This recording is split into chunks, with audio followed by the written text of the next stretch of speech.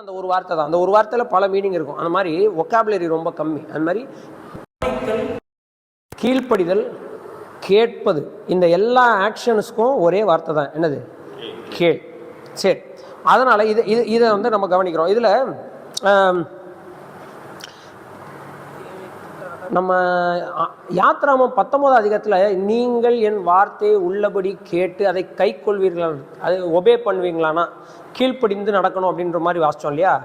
அந்த இடத்துலையும் ஷெமான்ற வார்த்தை தான் என்ன செய்யப்பட்டிருக்கு, பயன்படுத்தப்பட்டிருக்கு. சரிங்களா? ஸோ ஃபஸ்ட்டு இதில் நம்ம கவனிக்க வேண்டியது என்னென்னா, கேள் அப்படின்றதுல கவனித்தல் ரொம்ப முக்கியம்.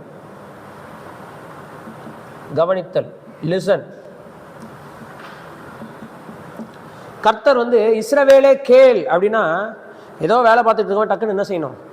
கவனிக்கணும். என்ன செய்யணும்? கவனிக்கணும். கவனத்தை திருப்புதல். அதற்காகவும் இந்த கேள்ன்ற வார்த்தையை கர்த்தர் பயன்படுத்துகிறார். அவர்கள் வேறு ஏதோ ஒரு பக்கம் போய்கொண்டிருக்கும் போது ஒரு தீர்க்கதரிசி அனுப்பி கேள் இஸ்ரவேலே அப்படின்னா, அவனுடைய வேலையை விட்டுட்டு அவன் என்ன செய்ய வேண்டியிருக்கு? கவனிக்க வேண்டியவனாக இருக்கலாம். ஸோ அவனுடைய கவனத்தை திருப்புவதற்காகவும் இந்த வார்த்தை பயன்படுத்தப்படுகிறது. அது மட்டும் இல்லை, கை கொள்வதற்கும் இந்த வார்த்தை என்ன செய்யப்படுகிறது? பயன்படுத்தப்படுகிறது. கை கொள்ளுதல். எதை கவனித்தானோ அதை நடைமுறைப்படுத்துவதற்கும் இதே ஷெமா, இதே கேள்ன்ற வார்த்தை தான் பயன்படுத்தப்படுகிறது பல இடங்களில். உதாரணத்துக்கு யாத்ராகமம் 19 அதிகாரம் 5வது வசனத்தில் சொல்லப்படுகிற அந்த வார்த்தையும் ஷெமா என்ற வார்த்தையோடு ஒப்பிட்டு போகக்கூடியதாக காணப்படுகிறது. சரி, ஸோ லிசன் அப்படின்ற வார்த்தையை அவர் சொல்கிறார், கேள் அப்படின்ற வார்த்தையை சொல்கிறார். அதுக்கடுத்து அதில் என்ன சொல்கிறார்? நீங்கள் வாசித்த பகுதியில் உபாகமம் 6வது அதிகாரம் 4லிருந்து 9 வரைக்கும் அடுத்து அவர் சொல்லுகிறது என்னென்னா, கர்த்தர் ஒருவரே தேவன். உங்களுக்கு தேவன் ஒருத்தர் தான். அவர் யாரு? கர்த்தர். கர்த்தர்ன்றவர் யாரு? யாத்ராமத்தில் என்ன படித்தோம்? யாஹ்வே. யார் அவர்? இருக்கிறவர். கர்த்தர்னா என்ன அர்த்தம்?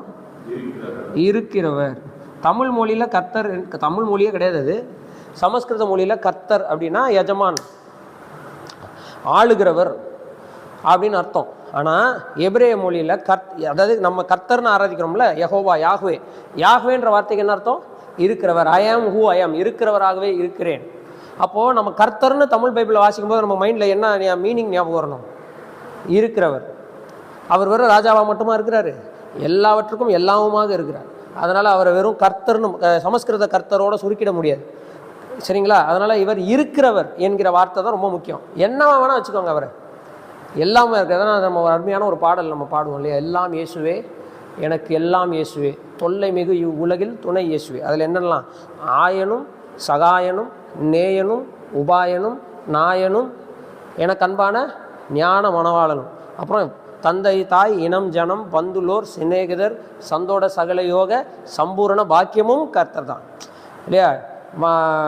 இது அதில் இந்த ஒரு கவலையில் ஆறுதலும் கங்குலில் என் ஜோதையும் கஷ்ட நோய் படுக்கையிலே கை கண்ட ஔஷதம் மருந்தும் அவர் தான். இப்படி கர்த்தர் வந்து என் வாழ்க்கைக்கு எல்லாவற்றுக்கும் எல்லாமுமாக என்ன செய்கிறார்? இருக்கிறார். அவரை வெறும் கர்த்தர்னு மட்டும் என்ன செஞ்சிட முடியாது? சுருக்கிட முடியாது. ஆளுகிறவர்னு மட்டும் என்ன செஞ்சிட முடியாது? சுருக்கிவிட முடியாது. அவர் எல்லாமாக இருக்கிறார். இஸ்ரவேல் ஜனங்களுக்கு எல்லாமா இருந்தார். தகப்பனாக இருந்தார், தாயாக இருந்தார், பாதுகாவலராக இருந்தார், போர் வீரனாக இருந்தார், தூதனாக இருந்தார், தீர்க்கதரிசியாக இருந்தார். எல்லாமாகவும் கர்த்தர் இருந்தார். அவர்களுக்கு ஞான போஜனமாக இருந்தார், ஞான பானமாக இருந்தார்.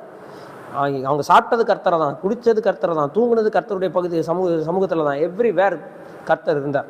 ஸோ அதனால் கர்த்தர் அப்படின்னு நம்ம சொல்கிறத விட இருக்கிறவர் என்பது தான் நமக்கு சரியான பொருள். அப்போ ரெண்டாவது சொல்கிறார், இவர் மட்டும்தான் யார்? உங்களுக்கு தேவன். இந்த இருக்கிறவர் மட்டும்தான், இவர் மட்டும்தான் யார்? அலோன். யாஹ்வே அலோன். கர்த்தர் ஒருவரே தேவன். இந்த வார்த்தையை அவர் திரும்ப திரும்ப சொல்கிறார். நிறைய தேவர்களும் கர்த்தாக்களும் இந்த பூமியில் இருந்தாலும் பாருங்கள், 1 கொரிந்தியரில் அப்போஸ்தலனாகிய பவுல் நம்மளோடு பேசும்போது சொல்கிறார் அருமையான வார்த்தைகள். இதெல்லாம் நோட் பண்ணி வச்சுக்கோங்க. 1 கொரிந்தியர் 8வது அதிகாரம் 5வது வசனத்திலிருந்து வாசிங்க. வானத்திலேயும் பூமியிலேயும் தேவர்கள் எண்ணப்படுகிறார்கள். There are gods. இங்கிலீஷில் பாருங்கள், இங்கிலீஷ் பைபிள் ஓப்பன் பண்ணிக்கோங்க, சைட் பை சைட் பேரலாக வச்சுக்கோங்க. 1 கொரிந்தியர் 8:5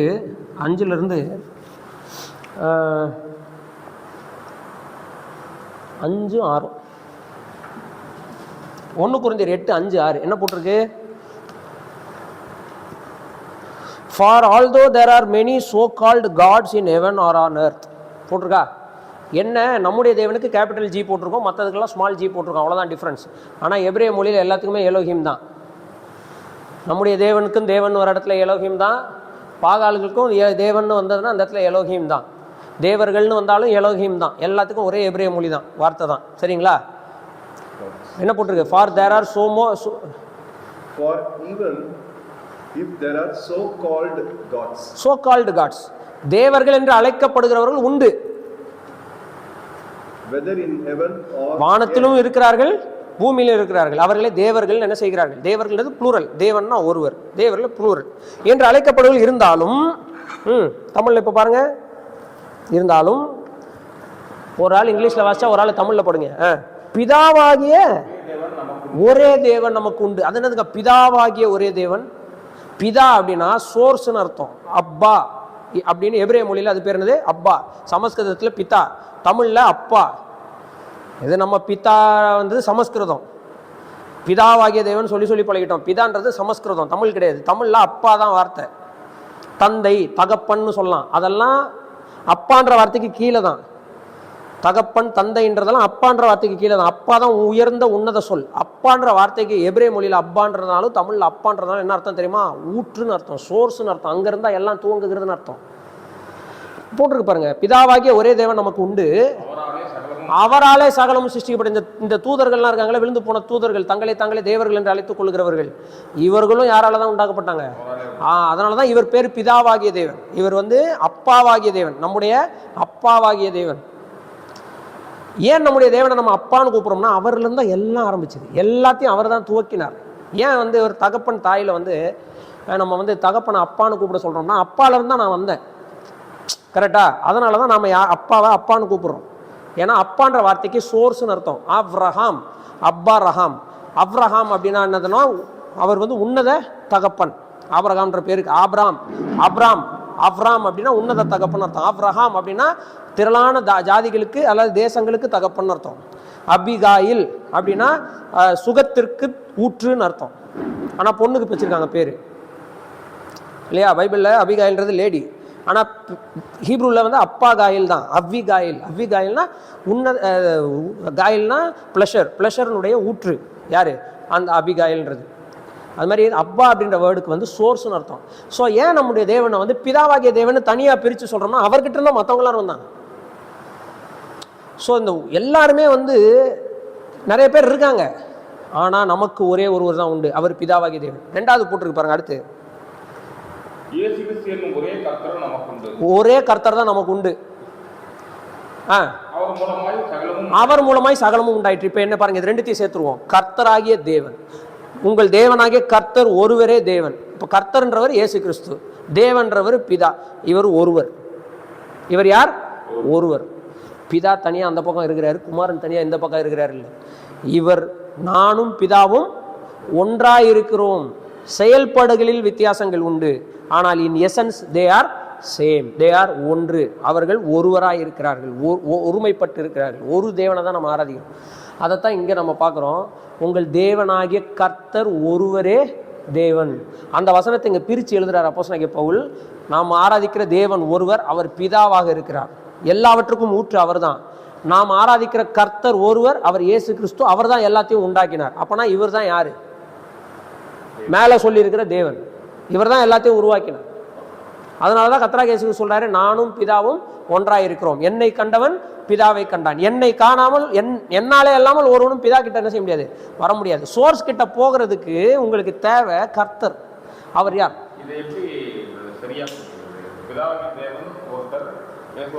குமாரன் என்று பார்க்கிறோம்.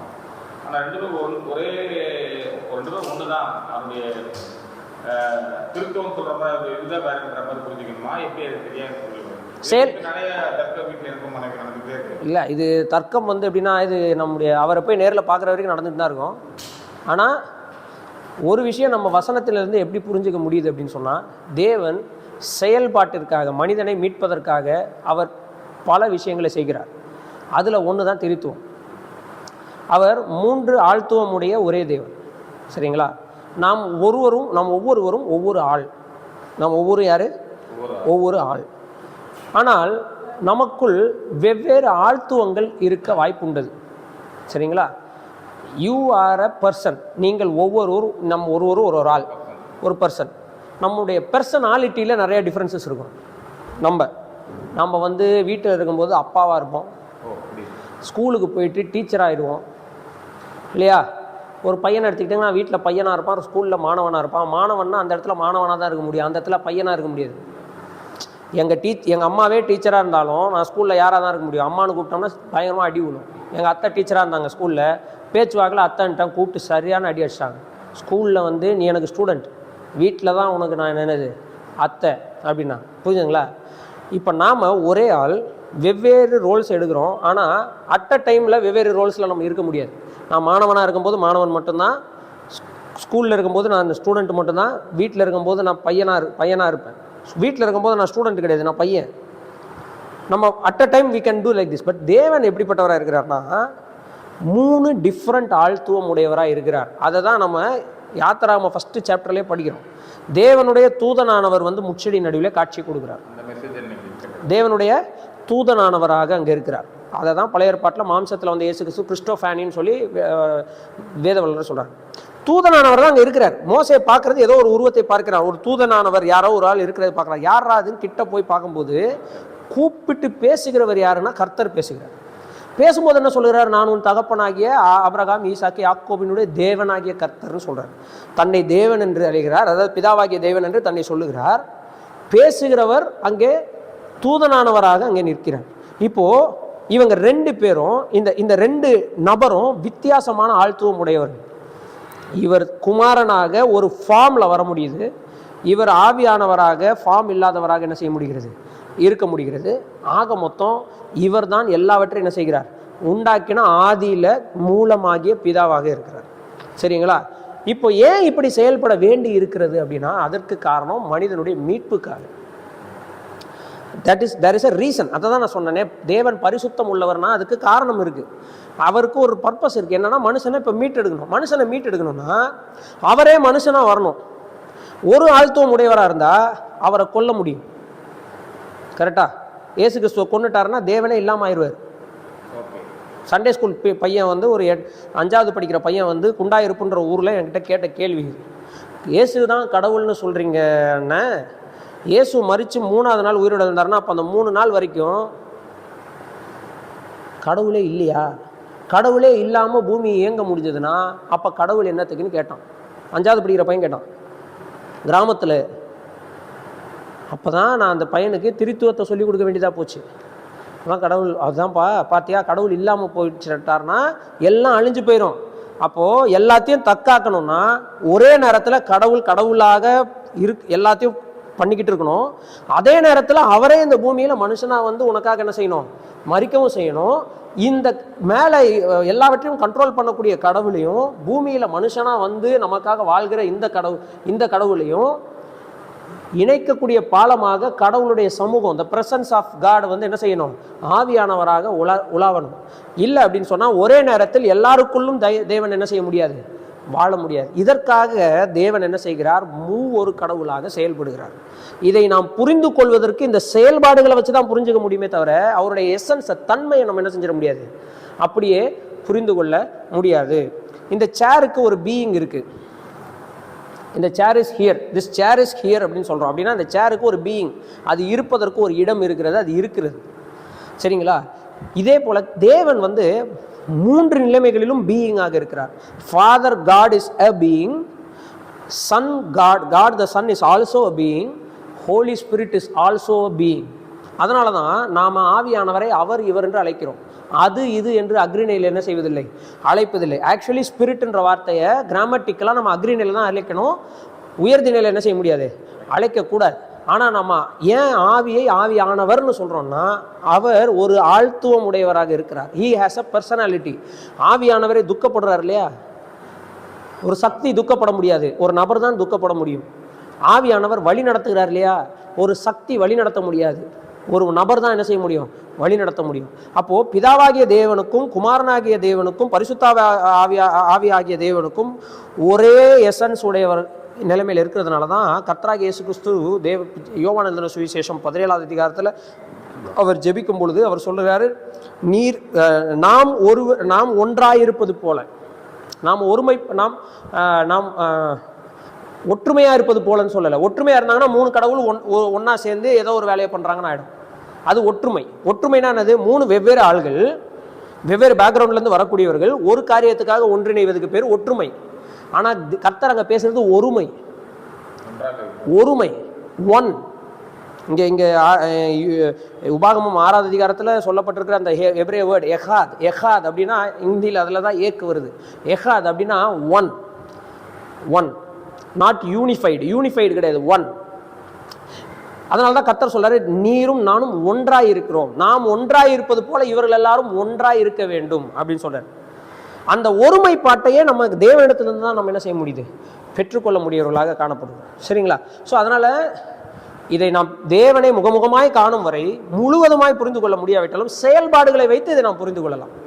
அதனால நாம் ஆராதிக்கிற தேவன் ஒரே தேவன், ஆனால் அவர் செயல்களில் வெவ்வேறு விஷயங்களுக்காக 3ஆக என்ன செய்கிறார், செயல்படுகிறார். அதற்காக நாம் 3 தெய்வங்களை என்ன செய்யவில்லை, ஆராதிக்க. நம்ம 3 சாமியை ஆராதிக்கவில்லை, ஒரு சாமி தான் ஆராதிக்கிறோம். ஒருவர் தான் 3 விதங்களில் என்ன செய்கிறார், செயல்படுகிறார். 3 விதங்கள்ல மட்டும் இல்ல, 3 தனித்தனி நபர்களாகவும் என்ன செய்கிறார், செயல்படுகிறார். இது எப்படிங்க சாத்தியம்? அதனாலதான் அவர் கர்த்தர். அற்புதங்களை நம்புகிற ஒவ்வொருவரும் இதை என்ன செய்ய முடியும், நம்ப முடியும். பிதாவாகிய ஒரே தேவன் நமக்கு உண்டு. ஆமா. இயேசு கிறிஸ்து ஒரே கர்த்தர் நமக்கு உண்டு. ஆமா. அநேக தேவர்களும் அநேக கர்த்தாக்களும் உண்டாயிருந்தாலும் தாவீதுல எல்லா தேவர்களும் மேலானவர் நீ. ஆமா. அப்ப இவர் எல்லாருக்கும் மேலானவர். நிறைய தேவர்கள் நீங்க இருந்தீங்களா அந்த பைபிள் ஸ்டடி கண்டெய்னர்ல? இதை பத்தி நான் தனியா ஒரு ஒன் டே பைபிள் ஸ்டடி இல்ல. தேவர்கள் அப்படின்றவங்க யாருன்னா சூப்பர் நேச்சுரல் பீயிங்ஸ். சரிங்களா? அவங்க வேற யாரும் இல்லை, super natural beings. Super natural பீயிங்ஸ்னா இயற்கைக்கு அப்பாற்பட்ட நிலைமையிலே தேவனால் உருவாக்கப்பட்ட சில நபர்கள். அவங்க தான் யாரு, தேவர்கள். அவங்க தூதர்களாக சம்டைம்ஸ் செயல்படுவார்கள். தூதர்களாக என்ன செய்வார்கள், செயல்படுவார்கள். தூதர்களாக செயல்படுறாங்கன்னா மெசேஜ் கொண்டு வராங்கன்னு அர்த்தம். சரிங்களா? மெசேஜ் கொண்டு வந்தாங்கன்னா தூதர்கள். தேவன் சார்பாக ஏதாவது ஒன்று செய்ய வராங்கன்னா அவங்க தூதர்கள். மற்றபடி இவர்கள் யாராக இருக்கிறார்கள்? உபாகமத்தில் ஆக்சுவலி இவங்களை பற்றி நம்ம படிக்க போகிறோம். 32வது அதிகாரத்துக்கு வரும்பொழுது இவர்களை குறித்து ஒரு சில விஷயங்கள் நம்ம ஷேர் பண்ணுவோம். பட் இப்போ நான் சுருக்கமாக சொல்லிடுறேன். அப்புறம் நம்ம அங்கே பின்னாடி போகும்போது படிக்கல. இப்போ சிம்பிளாக சொல்ல போனால் தேவர்கள் என்கிற ஒரு கூட்டம் உண்டு. 82ஆம் சங்கீதம் முதல் வசனம் வாசிங்க.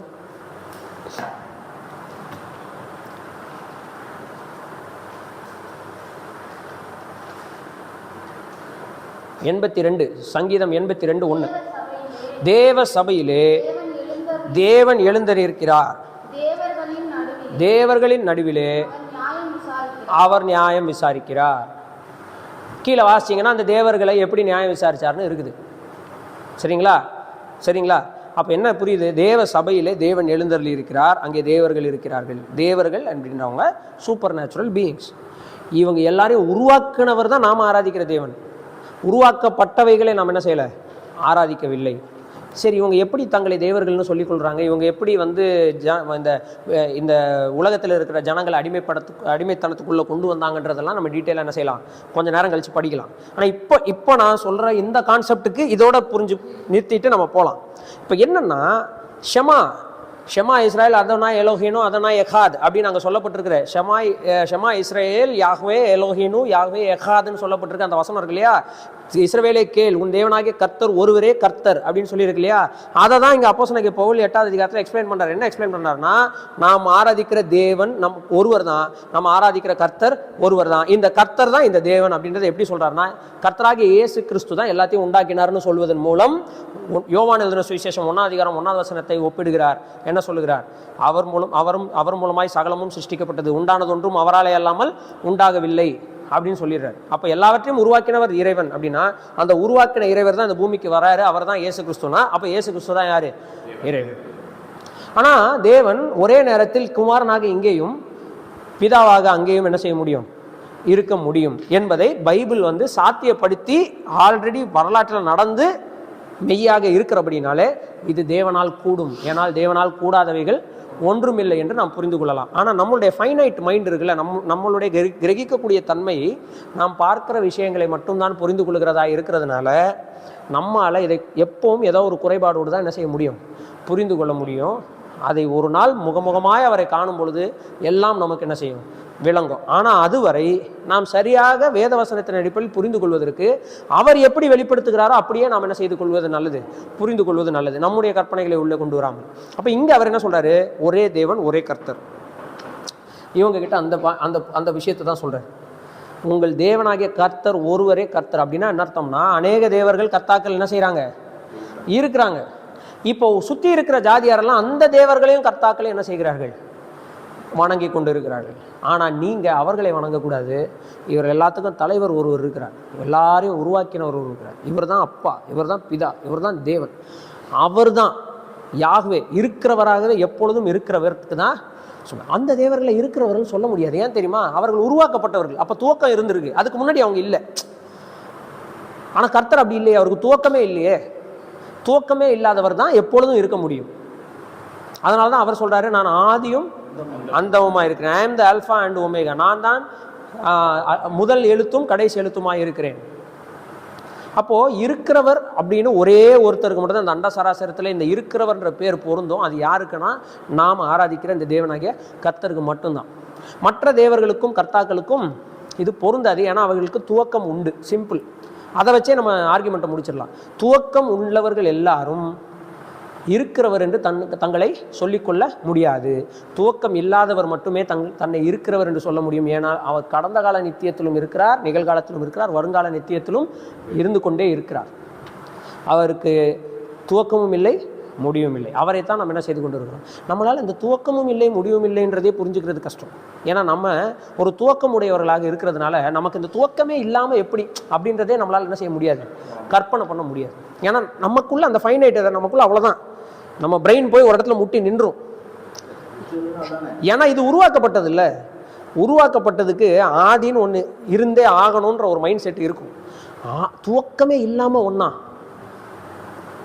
அப்படின்ற அதான் சொல்கிறேனே. தேர் வாஸ் அ டைம், ஒருத்தர் சொல்லுவார், கென்ட் ஹோவிண்ட் அப்படின்றவர் ஒரு சென்டென்ஸ் இங்கிலீஷில் ஃபார்ம் பண்ணுவார்.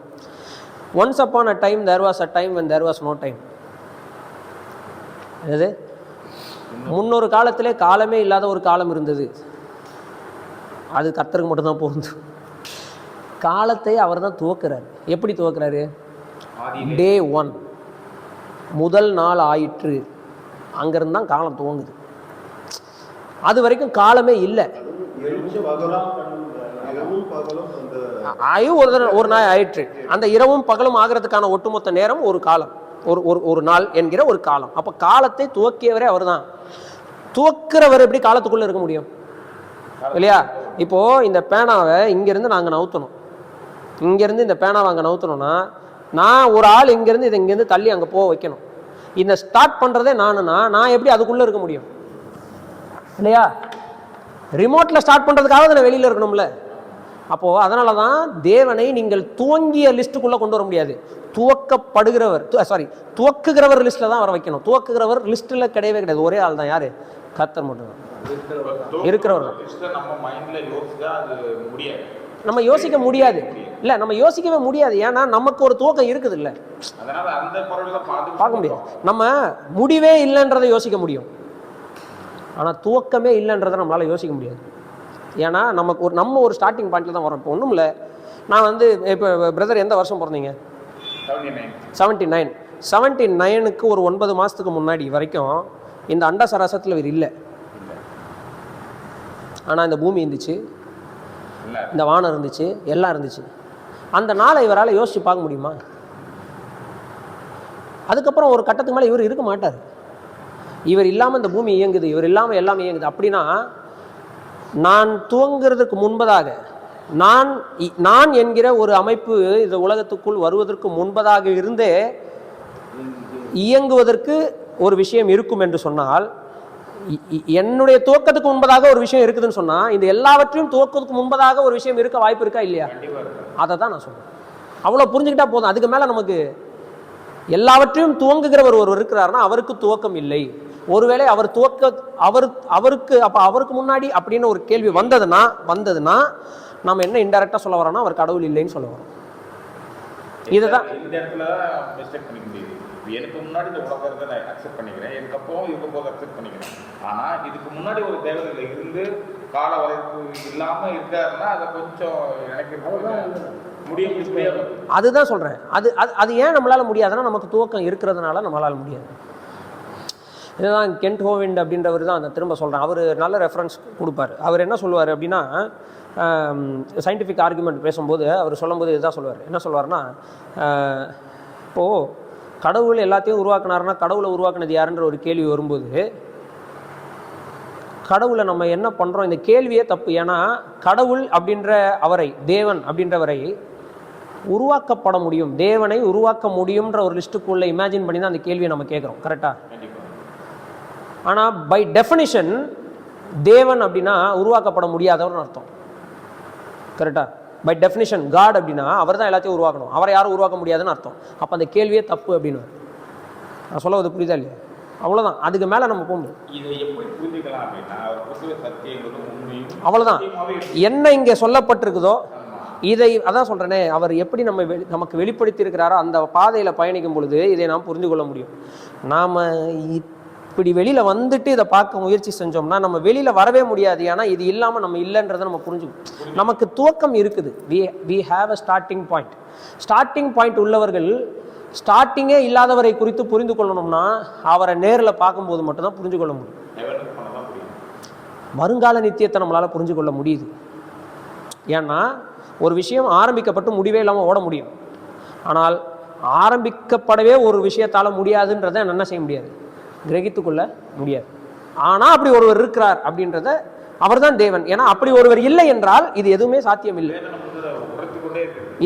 இது சாத்தியம் இல்லாததாக போடும். ஒருவேளை அப்படி ஒருவர் இல்லைன்னா இது எதுவுமே சாத்தியம் இல்லாததாக போடும். சரி, ஓகே, நம்ம let's come in to this. So இவர் மட்டும் தான் தேவன், சுற்றி இருக்கிறவர்கள் யாரும் உங்களுக்கு தேவன் அல்ல. இதைத்தான் அவர் என்ன செய்கிறாருன்னா அதிகமாக பயன்படுத்துகிறாரு.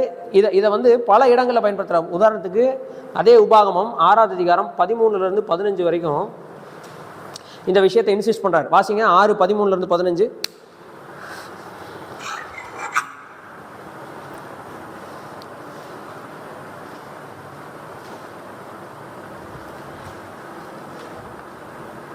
உன் நடுவில் இருக்கிற உன் தேவனாகிய கர்த்தர் எரிச்சலுள்ள தேவனாய் இருக்கிறாரே, நீங்கள் மாசாவிலே செய்தது போல உங்கள் தேவனாகிய கர்த்தரை பரீட்சிப்பாராக இருப்பீர்களாக. உங்கள் தேவனாகிய கர்த்தர் உங்களுக்கு கற்பித்த அவருடைய கற்பனைகளையும் அவருடைய சாட்சிகளையும் அவருடைய கட்டளைகளையும் கருத்தாய் கைவிட்டுக் நீ நன்றாய் இருக்கிறதற்கும் கர்த்தர் உன் பிதாக்களுக்கு ஆணையிட்டு கொடுத்த நல்ல தேசத்திலே 6 தானே வாசிக்கிறீங்க? அது 6:13 வேற ஆரம்பிக்குது. உன் தேவனாகிய கர்த்தருக்கு பயந்து. அதான் சொன்ன, வேற ஏதோ வாசிக்கிற மாதிரி இருக்குது. 6:13 இருந்து வாசிங்க. உன் தேவனாகிய கர்த்தருக்கு பயந்து அவருக்கு ஆராதனை செய்து நாமத்தை கொண்டே ஆணையிடுவாயா. உன் தேவனாகிய கர்த்தருடைய கோபம் உன்மேல் மூண்டு உன்னை பூமியில் வைக்காமல் அடுத்து போடாதபடிக்கு உங்களை சுற்றிலும் இருக்கிற ஜனங்களின் தேவர்களாகிய அந்நிய தேவர்களை பின்பற்றாதீர்களா. அவர்களை தேவர்கள் இல்லைன்னு கர்த்தர் சொல்ல, அவர்கள் அந்நிய தேவர்கள்னு கர்த்தர் சொல்றாரு. புரிஞ்சுதுங்களா? இந்த அந்நிய தேவர்கள் அவர் கிரியேட் பண்ணவர் தான். ஆமாம் ஆமாம். ஆனால் அவர்கள் கிரியேட் பண்ணும்போது அந்நிய தேவர்களாக கிரியேட் பண்ணல, வேற பர்பஸ்க்காக கிரியேட் பண்ணாரு. அவங்க தேவர்களாக மாறிட்டாங்க. அதாவது ஜனங்களை தங்களை ஆராதிக்கும்படியாக அவர்கள் ஜனங்களை தங்கள் அடிமைகளாக மாற்றி விட்டார். இதை நம்ம அப்புறமா பார்க்கலாம். பட் கான்செப்ட் என்னன்னா, ஆமாம் ஆமாம். ஸோ ஆக்சுவலி தூதர்கள்ன்ற வேர்டு ஒரு குறிப்பிட்ட பர்பஸ், அதனால தான் நான் அதை பயன்படுத்துகிறேன். தூதர்கள்னா தூதர் என்ன சொல்றது, தூது கொண்டு வருகிறவர்கள் மட்டும்தான் தூதர்கள். இல்லைன்னா மெசேஜோ இல்லை ஏதோ ஒரு கருத்தையோ ஒரு இடத்துலேருந்து இன்னொரு இடத்துக்கு கடத்துகிறவர்கள் மட்டும் தான் தூதர்கள். அதனால தான் நான் அவங்களை வெறும் சூப்பர் நேச்சுரல் பீயிங்ஸ் மட்டும் சொல்கிறேன். தேவர்கள்ன்றது தான் கரெக்டான வார்த்தை. சாத்தானே ஒரு தேவன் தானே. தூதன்னா விஷயத்தை சொன்னா தூதன். நம்ம தேவ தூதன்ற வார்த்தை, தேவர்கள் நிறைய பேர் இருக்காங்க, அவர்கள் தூதர்களாகவும் செயல்படுகிறார்கள். இதை நாம் புரிந்து கொள்ள வேண்டும். தூதர்கள்னா என்ன அர்த்தம்னா, அவங்க ஒரு விஷயத்தை கர்த்தர் சொல்லி செய்ய சொன்னார்னா அதை போய் செஞ்சுட்டு வந்தாங்க அப்படின்னா ஒரு தூதுவனாக செயல்படுறாங்க, ஒரு அம்பாசிடரா, ஒரு ஏஞ்சலா செயல்படுறாங்க. யுவாங்கிலியோன் அப்படின்ற வார்த்தையில தான் ஏஞ்சல்ன்ற வேர்டு வருது. ஆங்கிலியோன்ற வார்த்தையில தான் ஏஞ்சல் வேர்டு வருது. ஆங்கிலியோன்னா மெசஞ்சர்னு அர்த்தம். சாத்தான் வந்து சாத்தான் தூதனாகவும் செயல்பட்டிருக்கான். எப்போனா சாத்தான் தூது சொன்னால் அவன் தூதன், தூது சொல்லாமல் இருந்தால் அவன் சாத்தான். சாத்தான்னா எதிரின்னு அர்த்தம், எதிராளின்னு அர்த்தம். ஆக்சுவலி அவனுக்கு சாத்தான்றதை விட பிசாசுன்றது தான் கரெக்டு. வேர்டு வந்து சாத்தான்னா எதிராளின்னு அர்த்தம். கடவுளுக்கு எதிராக செயல்படுவதனால் அவன் சாத்தான். பிசாசுன்றது தான் கரெக்டு. என்ன சொல்றது, டெவில், பிசாசு, பிசாசுன்றது. எங்க போயிட்டு வர ஆமாம் ஆமாம். இப்போ க்ளோஸாக இருக்கிறான்னா ஒன்று ஃப்ரெண்ட்ஷிப்புன்னு நினச்சிக்காதுங்க. அவன் தேவன், அவனும் தேவர்கள் லிஸ்ட்டில் தான் வரான். அவனுக்கு ஆக்சஸ் இருக்குது. ஆனால் அவன் தேவனை தாண்டி போக முடியாது மேலே. அப்படி போகணும்னு நினச்சதுனால தான் கீழே தள்ளப்பட்டார். அவ்வளோதான் விஷயம். ஆமாம் ஆமாம் ஆமாம். Is not good because he acts against god. அதனால தான் அவனுக்கு சாத்தான்னு பேர் வந்துச்சு. எதிராளியானவன். எதிராளினா என்னது, சாத்தான். ஆனால் அவன் எசன்ஸ் பை எசன்ஸ் அவன் வந்து பிசாசு. பிசாசு அவன் தேவனுக்குரியவன் அல்ல. அதனால தான் அவனை பிசாசு, பிசாசின் தூதர்கள் அப்படின்ற வார்த்தைகள் தமிழில் சொல்லப்பட்டிருக்கிறத நம்ம பார்க்கணும். நியாய தீர்ப்புக்கென்று வைக்கப்பட்டிருக்கு. சரி, அதாவது அந்த டாபிக் நான் அப்புறமா போகிறேன். இப்போ நம்ம இங்கே வருவோம். அதுக்கடுத்து அடுத்து நம்ம பார்க்குறது என்ன, மூணாவது முக்கியமான விஷயம் சொல்கிறாரு. ஸோ ஒன்று வந்து கேள், ரெண்டாவது யாஹ்வே அலோன், அதான் அந்த கட்டளையில் வருது. மூணாவது லவ். ஹீப்ரூவில் அஹாவா அப்படின்றது தான் ஹீப்ரூ வேர்டு. இந்த இடத்துல லவ் அப்படின்றது வந்து எதை காமிக்குது அப்படின்னா டிவோஷனை காமிக்குது. அஹாவா என்ற வார்த்தையை வந்து செயல்முறைப்படுத்தினோம்னா, அதாவது அப்ளிகேஷனில் கொண்டு வந்தோம்னா ஒப்படைத்தல், சரணடைதல் என்பது அர்த்தம். சரண்டர், கரெக்டாக சொல்ல போனால் டிவோஷன். என்னை நான் முழுவதுமாக அர்ப்பணித்தல். இந்த இடத்துல எபிரேய மொழி அஹாவா அப்படின்றதுக்கு தான் லவ், அன்பு கூறு. அன்புல நம்ம என்ன செய்கிறோம், அன்பினுடைய செயல் வடிவம் என்னது? அன்பு என்பது ஒரு எசன்ஸ் அப்படின்னா அதனுடைய செயல் வடிவம் என்னது? செயல் வடிவம் ஒப்படைத்தல் தான் செயல் வடிவம். நான் என் மனைவியை நேசிக்கிறேன்னா என்ன அர்த்தம்? நான் வந்து இனி என்னை மட்டும் யோசிக்க மாட்டேன், என் மனைவிக்காக வாழ்வேன்னு எனக்கு கொடுக்கறதுக்கு பேர் தான் அன்பு. அதே மாதிரி தான் அவங்க ரெண்டு பேரும் சேர்ந்து பிள்ளைகளுக்கு. அப்போ அந்த லவ் அப்படின்ற வேர்டுக்கு உள்ள என்ன மறைஞ்சிருக்குதுன்னா டிவோஷன் மறைஞ்சிருக்கு, பக்தி மறைஞ்சிருக்கு. பக்தினா என்னது? யாருன்றது எனக்கு முக்கியம் இல்லை, நான் அவருக்கு என்னவா இருக்கிறேன்றதான் முக்கியம். அவன் எப்படி இருக்கிறா இல்லைன்றதை பார்க்கவே கூடாது. My duty is to surrender my self. இதுதான் வந்து லவ்வில் வந்து ரொம்ப முக்கியமான விஷயம். அதனால தான் இது மேரேஜ் கவுன்சிலிங்கில் பார்த்தீங்கன்னா அது ரொம்ப முக்கியமான ஒரு கோட்பாடு நம்ம சொல்லிக் கொடுக்க வேண்டியதாக இருக்குது. இல்லை இன்றைக்கி என்ன ஆகிடுதுன்னா ஹஸ்பண்ட் அண்ட் ஒய்ஃப் அப்படின்னு வந்துட்டாலே இந்த அன்பு என்ற வார்த்தை ரொம்ப முக்கியமானதாக போகும். Each one are committed for one another. இவர்கள் இவர்களுக்கானவர்கள், இவர் இவருக்கானவர். Husband is for wife, wife is for husband. இதை தாண்டி அவங்க they should not be for anybody else. அவங்க வேற யாருக்கும் தன்னை என்ன செஞ்சிடக்கூடாது, யாருக்காகவும் அவங்க கிடையாது.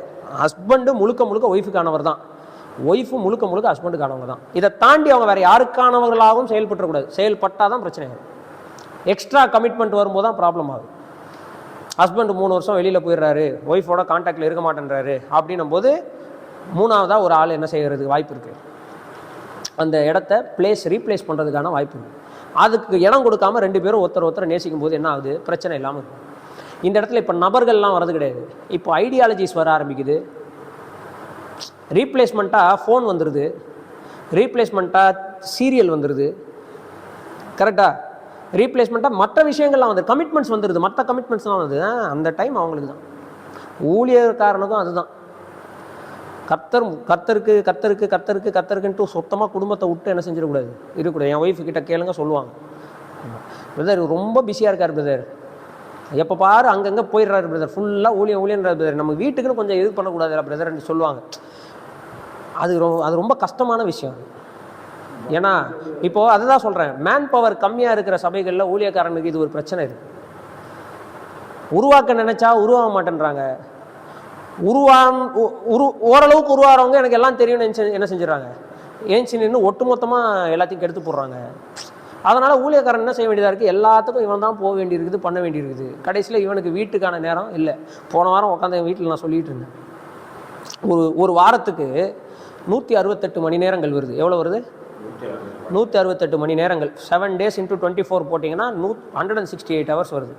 எனக்கு நான் கால்குலேட் பண்ணேன்னு வச்சுக்கோங்களேன், ப்ரிப்பரேஷன்ஸு இப்போ உதாரணத்துக்கு பார்த்தீங்கன்னா நீலாங்கரில் ஞாயிற்றுக்கிழமை ஒரு மெசேஜ், கண்ணகி நகரில் ஞாயிற்றுக்கிழமை ஒரு மெசேஜ், கண்ணகி நகர் சாயந்தரம் ஞாயிற்றுக்கிழமை ஒரு மெசேஜ், 3 மெசேஜ் ஞாயிற்றுக்கிழமைக்கா. அது முடிச்சதுக்கப்புறம் நீலாங்கரில் ஒரு பைபிள் ஸ்டடி, கண்ணகி நகரில் ஒரு பைபிள் ஸ்டடி, அங்கே வேலைக்கிழமை நடக்கிற சுவிசேஷ கூட்டத்தில் ஒரு ஸ்டடி, அது ஒரு 3 ஆகிப்போச்சா. அதுக்கப்புறம் வேறு ஒரு சபைக்கு போகிறேன் திங்கக்கிழமை, அங்கே ஒரு ஸ்டடி எடுக்கிறேன். அது இல்லாமல் எவ்ரிடே காலையில் 5:30 to 7:30 போய் கண்ணகி நகரில் இருக்கிற பசங்க எல்லாரும் கூப்பிட்டு வச்சு வெளிப்படுத்தின விஷயத்துலேருந்து அவங்களுக்கு பாடம் எடுத்துகிட்டு இருக்கேன். சரிங்களா? அப்படி பார்த்தீங்கன்னா டெய்லியும் காலையில் 1.5 மணி நேரம், அதுக்கப்புறம் வீட்டு கூட்டங்கள், சாயந்தரம் வீட்டு கூட்டங்கள்னு அது இதுன்னு ஒரு கூட்டங்கள் ஆகிடும். எவ்ரிடே ஏதாவது ஒரு கூட்டம் இருக்கும். அதெல்லாம் பார்த்தீங்கன்னா அது ஒரு 1 மணி நேரம் 1.5 மணி நேரம். இப்படி இத்தனை இடங்களில் நான் பேசணுன்னா வாயில் வந்ததெல்லாம் பேச முடியாது. நான் உட்காந்து என்ன செய்யணும்? படிக்கணும். இது இல்லாமல் நான் புஸ்தகம் எழுதுறதுக்கு நான் வந்து பிளாக் எழுதுகிறேன், ஆர்டிகல்ஸ் எழுதுகிறேன். அது இல்லாமல் என்ன சொல்லி யூடியூப்க்கு கண்டென்ட் ரெடி பண்ணி அதில் பேச வேண்டியதாக இருக்குது. இது மாதிரி ப்ரிப்பரேஷனுக்கு மட்டும் எனக்கு ஒரு வாரத்துக்கு 100 மணி நேரம் போயிடுது. மீதி இருக்கிற 68 மணி நேரத்தில் இதை செயல்படுத்துறதுக்கான நேரம் போகுது. அது இல்லாமல் மீதி அப்படி இப்படின்னு பார்த்தீங்கன்னா தூக்கத்துக்கு ஒரு நாளைக்கு ஒரு 5 மணி நேரம் வச்சா கூட அவ்வளோதான் தூங்குறேன்னு வச்சுங்களேன். அது தாண்டி தூங்குறது கஷ்டமாக இருக்குது. 5 மணி நேரம் தூங்கினா கூட ஒரு வாரத்துக்கு எவ்வளோ ஆச்சு? 7 5 30 30 மணி நேரம் போயிடுச்சு. ஸோ மிஞ்சி போனால் ஒரு 7 மணி நேரம் 8 மணி நேரம் தான் கடைசியில் குடும்பத்துக்குன்னு மிஞ்சுது. அதுலேயும் நம்மளால் குடும்பத்தோடு உட்கார முடியாத அளவுக்கு வேலைப்பொருட்கள் என்ன செய்யுது வந்துடுதுன்னும் போது ஒரு ஊழியக்காரனுடைய லைஃப்பில் எவ்வளோ விஷயங்கள் நம்ம எதிர்கொள்ள வேண்டியதாக இருக்குது. இதெல்லாம் தெரியாது யாருக்கு? விசுவாசிகளுக்கு இதெல்லாம் ஒன்றும் தெரியாது. என் வீட்டுக்கு பிரதர் வரல, அந்த வீட்டு வரைக்கும் வந்துட்டு போயிட்டார், இங்கே வரல. அவங்களுக்குரிய விஷயங்கள் அவங்க யோசிக்கிறாங்க. நான் சொல்கிறேன், அதை மேன் பவர் இல்லாத போது ரொம்ப கஷ்டம். ஆனால் நான் என்ன சொல்ல வரேன்னா, இது எல்லாத்தையும் தாண்டி குடும்பத்திற்கான நேரத்தை ஒதுக்கி தான் ஆகணும். அது ஒரு ப்ரெஷராக இருந்தாலும் பண்ணி தான் ஆகணும். அதை பண்ணலை அப்படின்னா எல்லாம் போய் ஃபேமிலியை விட்டுருவோம். குழந்தைகள் கர்த்தருக்குள்ளே வளர மாட்டாங்க. ஹஸ்பண்ட் அண்ட் ஒய்ஃப் ரிலேஷன்ஷிப் ஊழியக்காரங்க ஃபேமிலியில் பாதிக்கப்படும். ஏன்னா நம்ம இவ்வளோ ஓட வேண்டியிருக்குதுன்னா ஃபைனான்ஸுலேருந்து காசை ரன் பண்ணுறதுலேருந்து செலவுகள்லாம் பார்த்துக்கிறதெல்லாம் ஒய்ஃப் பண்ண வேண்டியிருக்கும். எவ்வளோ தான் அவங்களும் தாங்குவாங்க. ஸோ இதெல்லாம் நம்ம என்ன செய்ய வேண்டியிருக்கு? பார்க்க வேண்டியவர்களாக இருக்கும். ஸோ என்ன சொல்ல வரேன் அப்படின்னு சொன்னால், கமிட்மெண்ட் என்பது ரொம்ப முக்கியம். எதில்? ஃபேமிலி லைஃப்பில். அந்த மாதிரி ஒரு ஒப்படைத்தலை யார் எதிர்பார்க்குறான்னா கர்த்தர் எதிர்பார்க்குறாரு. எங்கே? அதுக்கு தான் இந்த வேர்டு லவ். இதில் உபாகமத்தில் என்டையர் ஓல்ட் டெஸ்டமெண்ட்டில் உபாகமத்தில் மட்டும்தான் இந்த வார்த்தை வந்து செகண்ட் ஹையஸ்ட் டைம்ஸ் வருது. அதாவது ரொம்ப அதிகமாக உபாகமத்தில் வருது. எத்தனை முறை இந்த வார்த்தை உபாகமத்தில் வருதுன்னா 25 முறை வருது. இந்த அகாவான்ற வார்த்தை உபாகமத்தில் மட்டும் 25 முறை என்ன செய்கிறது? வருகிறது. கர்த்தர் வந்து எதிர்பார்க்கிறார். அப்படிப்பட்ட ஒரு சரண்டரை, ஒரு அன்பை என்ன செய்கிறார்?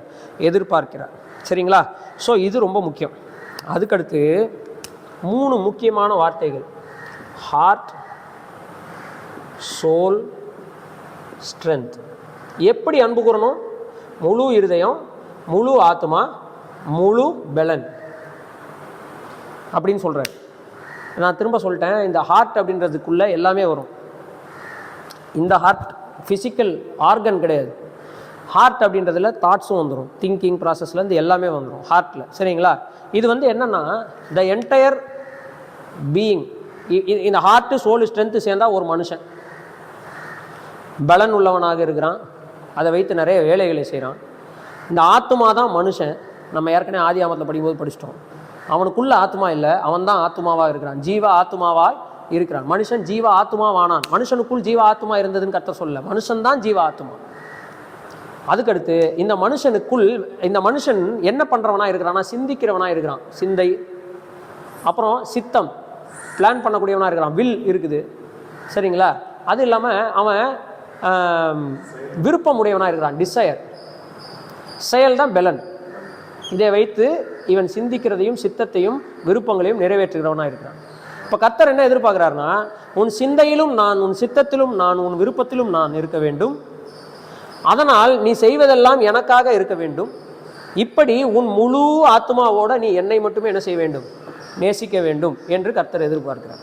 இந்த டீச்சிங்கை புதிய ஏற்பாட்டில் கர்த்தராகிய இயேசு கிறிஸ்து எடுத்து பயன்படுத்துகிறத நம்ம என்ன செய்ய முடியுது, பார்க்க முடிகிறது. அவர் அப்படியே வாழ்ந்ததாகவும் நம்ம என்ன செய்ய முடிகிறது, பார்க்க முடியுது. Even at the last he had a choice. இவங்களுக்காக மறிக்கலாமா வேணாமா, உம்முடைய சித்தத்தின்படி ஆக கடவுது. தன் முழு பலத்தோடு தேவனை என்ன செய்தார், நேசித்ததை நம்ம பார்க்கிறோம். ஸோ அதை தான் இந்த இந்த இந்த பகுதி வந்து நமக்கு எக்ஸ்பிளைன் பண்ணக்கூடியதாக இருக்கிறது. இதோடு கூட சேர்ந்து லேவியராகமம் 19வது அதிகாரம் 18வது வசனத்தையும் கர்த்தர் கோட் பண்ணுறார். எனது உன்னிடத்தில் நீ அன்பு கூறுவது போல பிறனிடத்திலும் அன்பு கூறுவாயாக அப்படின்ற அந்த விஷயத்தையும் அவர் கோட் பண்ணக்கூடியவராக இருக்கிறார். சரிங்களா? இதைத்தான் நம்ம எங்கே பார்க்குறோம் இப்போ அப்படின்னு சொன்னால், எதை பற்றி க்ஷமா கேள் அப்படின்ற அந்த டைட்டிலில் இந்த விஷயங்களை பார்க்குறோம். தேவன் ஒருவரே கர்த்தர், கர்த்தர் ஒருவரே தேவன். அதுக்கப்புறம் அன்பு கூற வேண்டும். அன்பு கூறணும்னா சரண்டர் பண்ணிடணும், ஒப்படைக்கணும். எப்படியெல்லாம் அன்பு கூறணும்னா முழு இருதயத்தோடு, அப்படின்னா அதில் சித்தம், விருப்பம், அப்புறம் இது சிந்தை, இதெல்லாம் கலந்த நிலைமையில் அன்பு கூற வேண்டும். அதுக்கப்புறம் என் முழு பலத்தோடு என் சித்தத்தையும் விருப்பத்தையும் எல்லாத்தையும் என் முழு பலத்தோடு கர்த்தருக்கு செய்வேன். கொஞ்சம் தான் இருக்குது, அதை வச்சு கர்த்தருக்காக செஞ்சிடணும். லிடியா மெக்ரூ அப்படின்னு சொல்லி ஒரு பெரிய ஆத்தர் இருக்காங்க. அவங்களுடைய புக்ஸை நான் படிச்சிருக்கேன், ரொம்ப அருமையாக இருக்கும். ஒரு நாள் அவங்களுடைய இது பார்த்தேன், பாட்காஸ்ட் பார்க்கும்போது ரொம்ப ஆச்சரியமாக போச்சு எனக்கு. அவங்க யார் என்ன எதுன்னு தெரியாது. அவங்க புக்ஸை படிச்சிருக்கேன், ரொம்ப நல்லா இருந்தது. ஒரு நாள் அவங்க சரி அவங்களுடைய பாட்காஸ்ட் ஒரு நண்பன் ஷேர் பண்ணும்போது பார்க்கலாமேன்னு பார்த்தா, கழுத்துக்கு கீழே அவங்களுக்கு எதுவும் இயங்க மாட்டேங்குது, கை லைட்டாக இயங்குது, அவ்வளோதான். அத்தனை புஸ்தகங்களை எழுதியிருக்கிறாங்க. அப்போது அவங்கக்கிட்ட இருக்கிற பலன் கொஞ்சம் தான், அதை வைத்து அவங்களால கர்த்தருக்காக இவ்வளோ விஷயம் செய்யும்போது, நான் இவ்வளோ நல்லா இருக்கிறேன், நான் அவங்கள பார்க்கும்போது அதுதான் தோணுது, முழு பலத்தோடு கர்த்தர். அப்போனா என்கிட்ட எது இல்லைன்றதை நம்ம பார்க்கவே கூடாது, என்ன இருக்குதோ அதை வச்சு செய்யணும். அதான் பிலிப்புக்கு கர்த்தர் சொல்லி கொடுத்தார். உன்னிடத்துல என்ன இருக்கிறது, ஒரு சிறு பையனிடத்தில் 5 அப்பம் 2 மீன் இருக்குது, போதும் வா. கர்த்தாவே என்கிட்ட எதுவுமே இல்லை, என்கிட்ட எதுவுமே இல்லை அப்படின்றவங்க யாராவது இருக்கவாங்க? அன்னைக்கு அந்த சனிக்கிழமை ஒரு சொல்லும் போது சொன்னார்ல, ஊழியம் செய்கிறதுக்கு வாயும்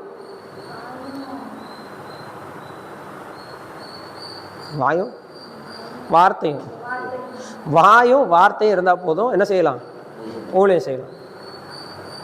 வாய் இல்லை, பேச முடியல, கை கொடுத்துருக்கிறாருன்னா கையும் வார்த்தையும் வச்சு என்ன செய்யலாம், ஊழியம் செய்யலாம். இது எதுவுமே இல்லை, ஸ்டீஃபன் ஹாக்கிங்ஸ் மாதிரி மண்டை மட்டும்தான் வேலை பார்க்குது அப்படின்னா, அதை வைத்து கூட என்ன செய்ய முடியும், ஊழியங்களை செய்ய முடியும். எல்லா விதங்களிலும் கர்த்தருக்காக வாழ்ந்த மக்கள்லாம் சாட்சிகள் என்ன செய்கிறாங்க, இருக்கிறாங்க, எவ்வளோ பேர் இருக்கிறாங்க. சரி, அப்படி முழு பலத்தோடும் கர்த்தரிடத்தில் அன்பு கூற வேண்டும் என்கிற எதிர்பார்ப்பை கர்த்தர் நம்ம மேலே வைக்கிறார். இதெல்லாம் ஏன் நம்மக்கிட்ட எதிர்பார்க்குறாரு தெரியுமா? அவர் ஒரு கொடூரமான ராஜாவாக இருக்கிறதுனால இல்லை, அவர் நம்ம மேலே அன்புள்ளவராக இருக்கிறதுனால இதை எதிர்பார்க்குறார். நேசிக்கிறவங்க தான் நேசத்தை எதிர்பார்ப்பாங்க.